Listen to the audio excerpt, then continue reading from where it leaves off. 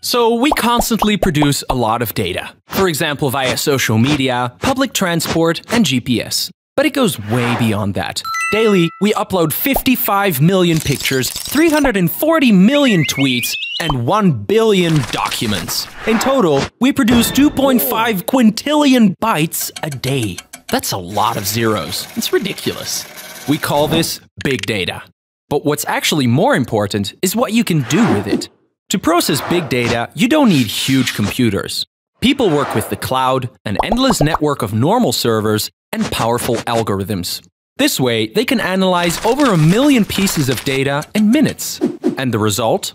Well, for example, video streaming website Netflix analyzed the big data of their viewers, like popular shows and watching patterns.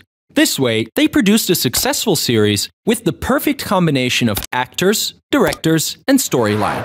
Right now, the big data of traffic is being analyzed to develop a car that can drive completely accident-free all by itself.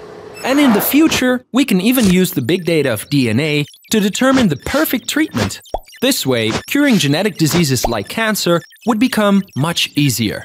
And that's just the start.